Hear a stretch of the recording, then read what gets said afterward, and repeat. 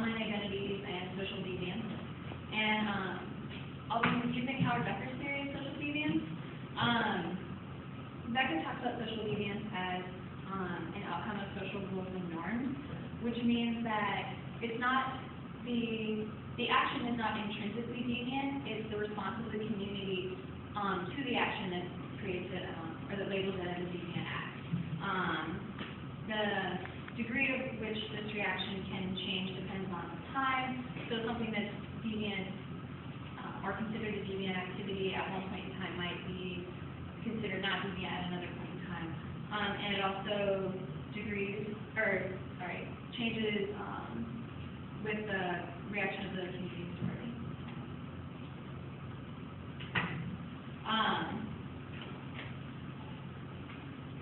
So sometimes Becker's theory can be somewhat controversial because people have said that he downplays the effects of personal choice and that in deviancy. So this is not really a problem for my research because the people that I am talking about are intentionally breaking social norms.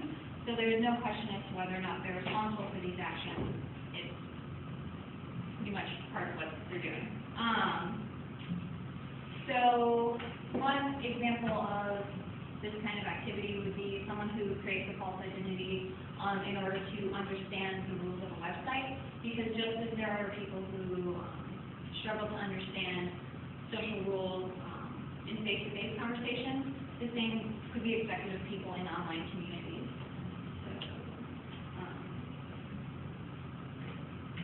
I primarily used a website called fanfiction.net. I've been an active user of fanfiction.net since 2007, so I had a lot of people that I could talk to and interview on that website. And I also use Facebook. So I interviewed people on both websites, as well as looking at things like forums and chat rooms and places where interaction between individuals could take place. So and then I sought out the users and the activities that were classified as deviant.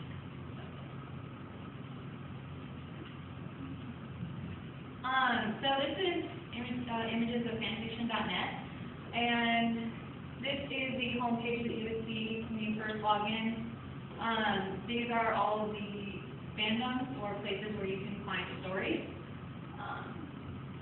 This is what it would look like on an author's page. Their stories are posted at the bottom of their page. So you can see that, there that there are reviews. That's one of the main things that I looked at because that's where a lot of this deviant behavior comes in. Fanfiction.net is a website where authors will go to post stories that they can then receive constructive criticism on. And so a lot of these deviant behaviors would be something like someone posting like, "Oh, your story sucks," and having absolutely no constructive criticism whatsoever. And this is a forum, so there's different places where you can click, and then you can see how many responses each forum has. This is an example of what it would look like on the inside. So it's almost a completely text-based website. So these are some examples of profiles, and I can clue you in on some of the profile quirks that you can tell if someone is likely having a false identity, because there will be things like avatars. They won't have avatars. They won't have a lot of this personal information up here. You can see that they have, this person here has Paris as their hometown. So you can, I don't know if you can actually see it from that far back, but right there it says that they log in from the United States. You'll actually see that a lot.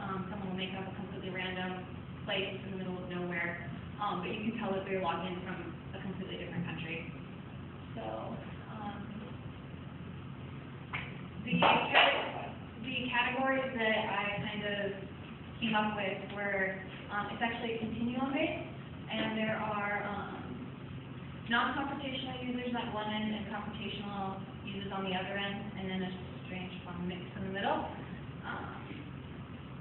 So non-computational users would be defined as people who, like I talked about earlier, are trying to kind of feel out the social rules of a website. They're learning how to engage in the community, and they're doing this in order to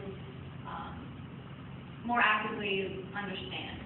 And they do this because it's easier to ditch a fake profile in this kind of instance. There are no social repercussions if you mess up. You can just ditch it and then it's over. A computational user is far more common, and a lot of people who use websites like this know what I'm talking about, but that would be someone who be defined as a control. Someone who intentionally goes against the rules of a website in order to elicit a response from users. And then the third category that I have found are people kind of in the middle, and they can create false identities for any number of reasons. They can try to avoid social repercussions, such as one person that I interviewed would give out a fake Facebook profile to people that she met at like bars if she didn't actually want to friend them. And she also had, the second thing that I have on there, she had another profile that she would give to people that she was interviewing with. So she used it as a networking device for work, as well as having her own more true profile. So in conclusion, individuals that create false profiles could be breaking the social rules for two main reasons. Either they're trying to learn and understand the social rules of a website, or they're trying to intentionally use their great understanding of the rules of a social website to go against them and to challenge them. And the addition of these categories and this understanding of this continuum of behavior could help when we're studying identity creation and formation, as well as expression. So, thank you. Any questions?